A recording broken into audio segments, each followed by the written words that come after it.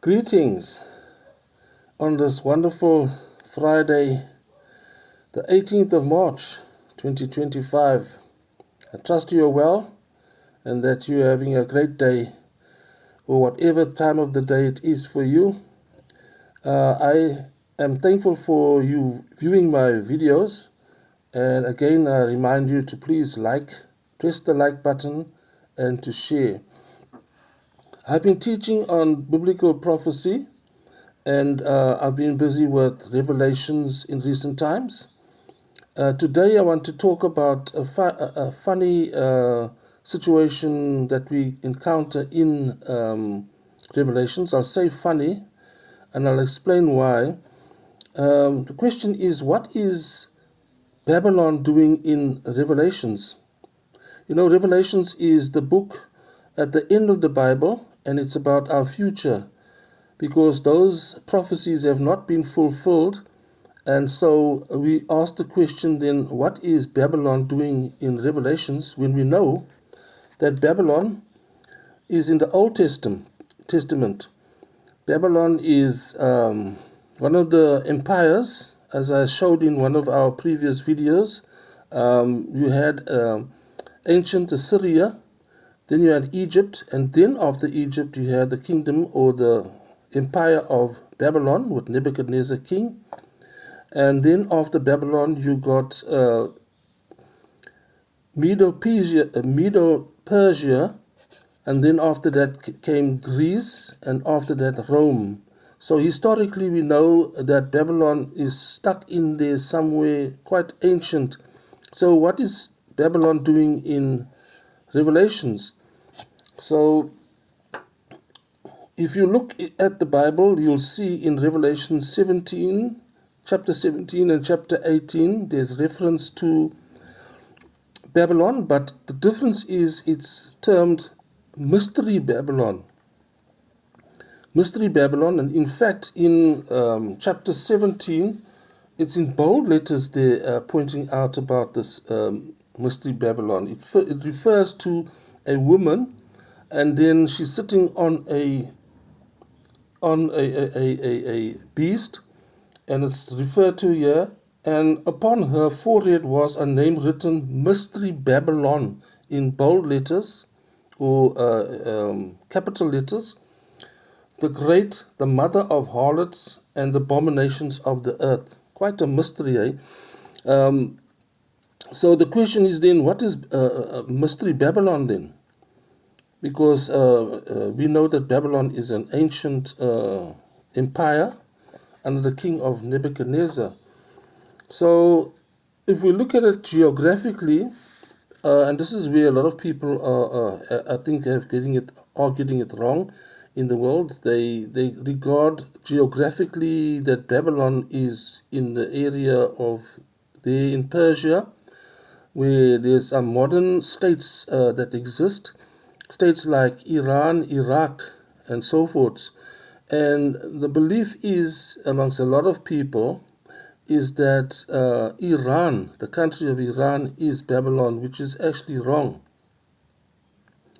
Because in this sense, Babylon doesn't exist anymore as we know it in history, and that's why the Bible terms it Mystery Babylon. So Babylon is actually symbolic of something, symbolic of oppression, of a rulership, of a superpower. And remember, Babylon, in ancient Babylon, Nebuchadnezzar ruled the world as a superpower. So the term Babylon actually represents a superpower. Now we ask ourselves, what country in the world in the present modern age is a superpower? People will say, yes, the nuclear power countries with nuclear weapons like Russia, China, and the USA. But then we look further to separate things and see clearly which one is being referred to here. It can't be China and it can't be Russia, because in Revelations 18, and I'll come to it later on, it talks about how the nations, all the nations, benefited and traded with this superpower, Mystery Babylon. And in reality, we will see that it's the United States of America, not China, not Russia. So I'm saying here that Mystery Babylon is the modern country of the United States of America. And this was since the year 1945, after the Second World War, when the only superpower emerging from there was the United States of America, and of course Russia. But as I said, in the Bible, if you look closely, you'll see it can't be Russia, because Russia didn't have trading links with all the countries and that they all benefit from Russia. It was the United States of America. So I'd like to just show you something else now to prove that what I'm talking about. So Revelations is talking about a mystery Babylon. Now, the word mystery is that something is hidden, something is secret, something is unnamed. And that's the case with the United States of America. The United States of America parades itself as the democracy, the bastion of democracy in the world. It's the bastion of freedom, and it parades in the world. And so much so that most of the countries want to copy what the Americans are doing. They copy in many ways. They want to be like Americans.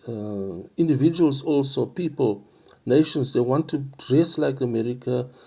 The movies from Hollywood and the fashions and all of that persuade people to want to be like America and to visit America.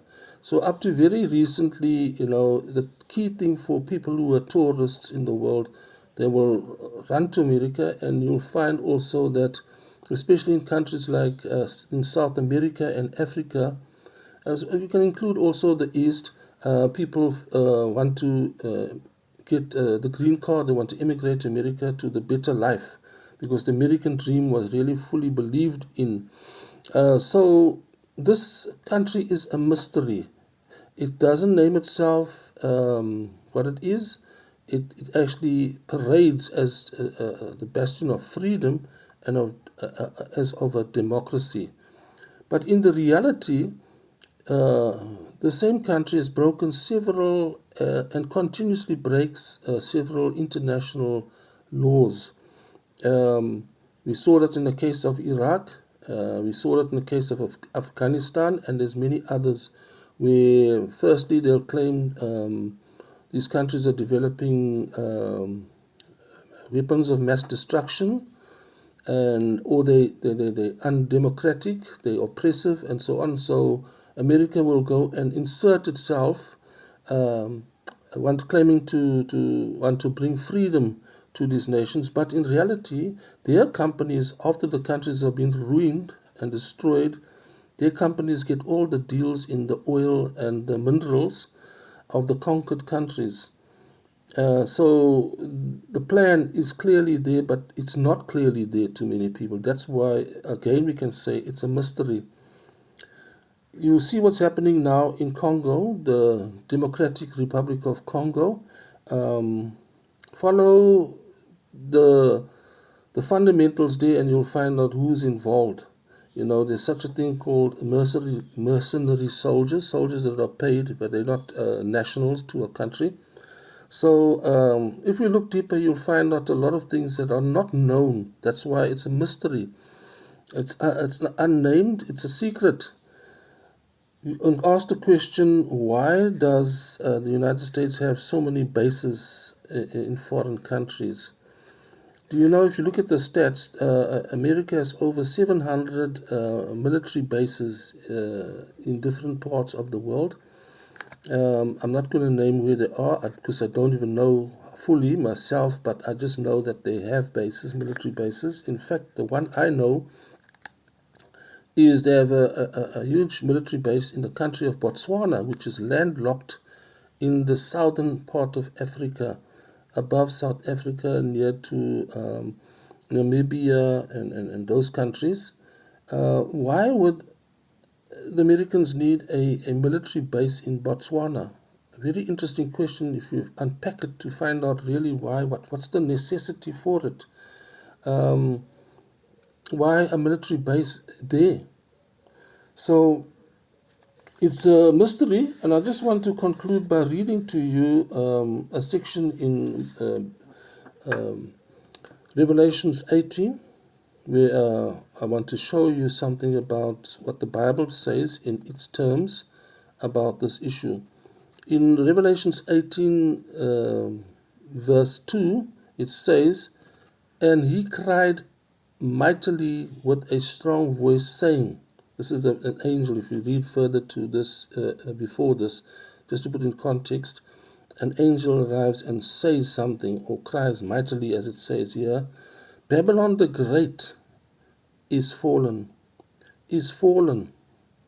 and is become the habitation of devils, and the hold of every foul spirit, and the cage of every unclean and hateful bird." Verse 3, "For all nations," this is the part, all nations says all nations, "have drunk," past tense for drink. See, this is what I mentioned in the previous video. Prophecy is referred to in the past tense as if it happened already.